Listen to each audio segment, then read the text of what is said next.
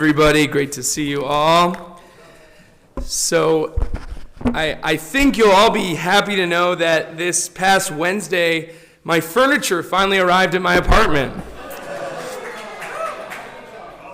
Thank you. While it felt like a great victory for all of it to finally arrive weeks after it was purchased, that was largely because it was often quite a multi-part battle to get to that moment. Firstly, in the euphoria of the furniture shopping experience and buoyed by my parents' exuberance about me purchasing the nicest furnishings possible, we realized quickly upon returning to my apartment that the table that we picked was much too large for the dining room.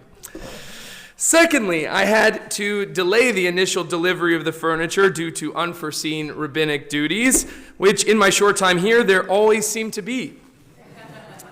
So I called customer service, everyone's favorite, and it seemed I was all set to have the delivery rescheduled for the day after. However, I received no messages from them the day before or on the day of the delivery about timeframes, which didn't seem to bode well. So I called again and was irritated to find out that there were no deliveries happening on that day at all and no record of my rescheduling the delivery. They could, however, deliver 2 days later, which happened to be Erev Shabbat, Friday.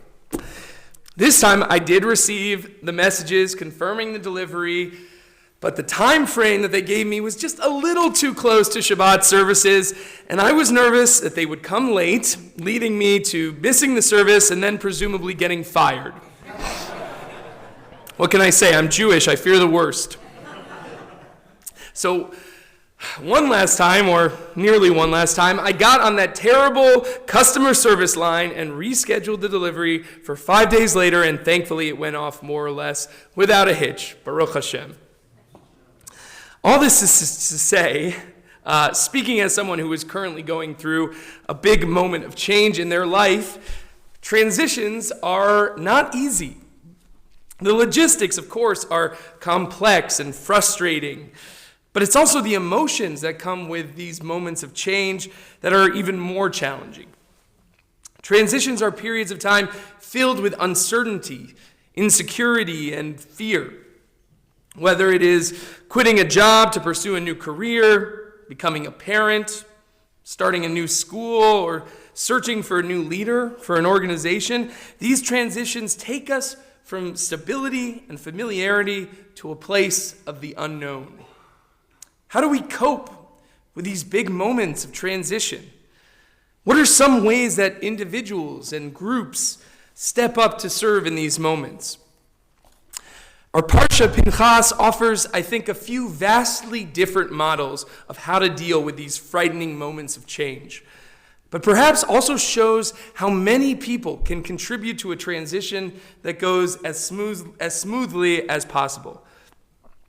Now, first, we have to struggle with the role of the namesake of this Torah portion, Pinchas himself. Now, it's not unusual for many a rabbi to skip over Pinchas and go right to the relevant good stuff with the story of the daughters of Tzalofechad who speak up to Moshe, and honestly, I don't blame them. But while maybe tempting to skip, I think it's important to wrestle with the value placed on this leader's actions by the Torah and God in this Parsha. So as a reminder, Pinchas enters a situation where the men of Israel have been led astray by the women of Midian and Moab, who have led them to worship their god Baal. A chieftain of the tribe of Shimon and a Midianite princess begin fraternizing, shall we say, Joel and I were joking about that, either in front of or inside the tent of the Mishkan itself, publicly and explicitly violating the sanctity of this most holy space. Seeing this, Pinchas picks up his spear and heeds Moshe's call to kill anyone engaging with the foreign women and their god, spearing the couple where they lay and calming God's wrath. In recompense for this action, at the beginning of our Parsha, he is presented with, of all things, God's covenant of peace for carrying out this most violent act. While this moment of vigilante justice shocks the conscience and makes us question the divine reward he receives, We maybe can put this act in context. Remember that at the end of last Parsha, a plague had broken out as a punishment for these acts of unfaithfulness, killing 24,000 Israelites, which Pinchas brought to a halt through his action. Just to put that in perspective, the golden calf episode, which we usually think of as the worst, most terrible moment in Israelite history, had only 3,000 killed, 24,000 to 3,000. This betrayal, it seems, led to even more devastating consequences for the community than what we think of as this ultimate act of betrayal. Why then did the Israelites fall into this trap that led to such calamity? Perhaps in part, their weakness stemmed from their many fears and uncertainties, stemming from the uncertain transition to the promised land, into a world without their steadfast leader, Moshe. So if we can stretch a little to put ourselves in the context and values of a very different moment and place, we may be able to see why the act of Pinchas was rewarded. By killing two flagrant violators of a holy space, he freezes a potentially much, much greater death toll from those dying by plague. He restores shalom, which perhaps does not so much mean peace as we usually think about it here, as it does maybe order or wholeness to the community. While we would never encourage this vigilante behavior in our day-to-day reality, modern commentator Richard Elliott Friedman notes that in the context of the Torah, ritual violations are not subject to trial, and so Pinchas is able to carry out this gruesome act and be rewarded for it. He is the person who steps up to stop the bleeding, so to speak, and is rewarded by God for doing so. And if we step back just a little bit further and even view this scene as maybe an allegory for the dangers that may arise in transitional moments, Pinchas is the person who cuts through the fear of the unknown and the misguided attempts to deal with that reality and says to the community, stop this insanity. We've gone off the deep end in our panic, and we need to come back to square one to find a sustainable path forward. Pinchas then is a model of the person who speaks up and acts to restore order and keeps the community focused on the work of moving forward when faced with change. Now, Pinchas then paves the way for the transitional work of the daughters of Tzalofechad, our favorites. At least mine. As you may remember, these are the women who speak up to Moshe on the issue of distributing the land of Israel, asking him to grant them their father's inheritance, as he died without male heirs.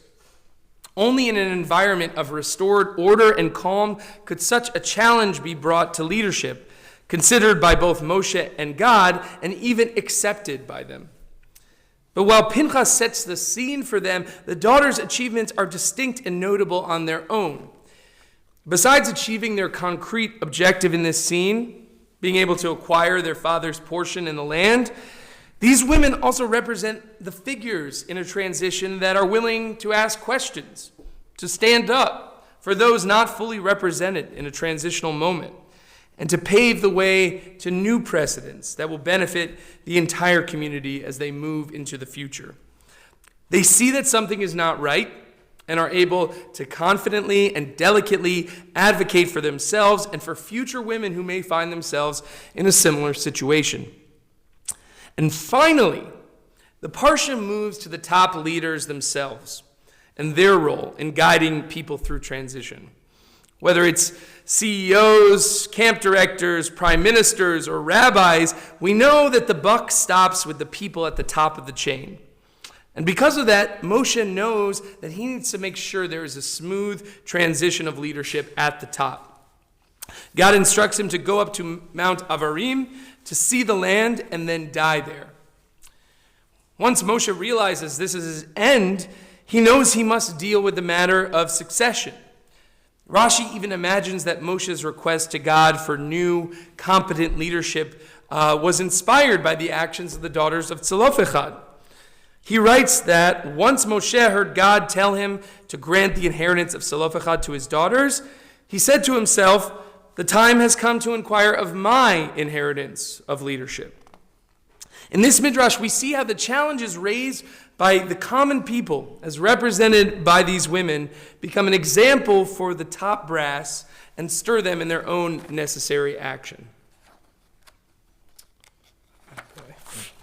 Got stuck. While the midrash understands that Moshe might actually expect the leadership to be passed on to one of his children, God ultimately designates his protege to be Yehoshua as a leader. He then commands Moshe to make a ceremony where he will pass on the leadership before all the people by physically putting his hand on Yehoshua's head, passing some of his hod, or glory, onto him. This command is essential to the smooth transition. The people in the other leadership must know that Moshe has unequivocally given his support and consent to Joshua to take over his position. They must not just hear Moshe say so, but also physically see him place his hands on Joshua's head to allay any doubt that he is next in line. God and Moshe ensure by this act that there will be no sedition, no coup, no justifiable alternate claims to the leadership in the future. Beyond that, this act demonstrates to the community that Moshe supports this new leader, signaling to them that they should do the same and follow his direction. Too often, in transfers of leadership in organizations, this last public step is missing. We've become used to choosing a new leader and never formally passing on the leadership from the outgoing person to the incoming one. The Torah reminds us of the power of such a ceremony to instill public confidence in a leader, thereby stemming the fear of such a change within the community. So we see now how this Parsha brings us three interlinked examples of leadership on different levels, each building on the other, allowing for a smooth and strong transition. Pinchas, though too much of a vigilante for our modern sensibilities, allegorically shows us an example of someone who is willing to step into the chaos created by the fear of change and restrain the people from losing their self-control and perspective. Pinchas is a peacemaker in an unconventional way by taking bold action to stop the bickering and the chaos of the community, refocusing them for their upcoming changes. Pinchas then creates the calm and stability for the daughters of Tzalofechad to step in and raise important challenges that must be dealt with for the community to move to their new stage fairly and equitably. These challenges of the masses then reverberate, affecting even the highest levels of leadership, reminding those at the top that they are the ones especially responsible for ensuring the smoothest possible transition. Parshat Pinchas teaches us that we need one another to weather the storm of big changes. Transitionary periods cannot be simply steered from above or forced upon the people, nor is it enough that members of the masses step in with bold actions to ensure a better way forward. You need everyone from the bottom up to ensure that a community can find peace, fairness, and the smoothest, most stable path into the future. Sometimes we may be in the position of Pinchas, or in the position of Benot Tzalofchad, or Moshe. We need to understand what a difficult moment of upheaval asks of us and act on that. So it is my blessing that we may all weather the changes of life with bold action, with willingness to challenge when needed, and with the strength to pass on leadership to the next generation with a full heart and with humility. Shabbat Shalom.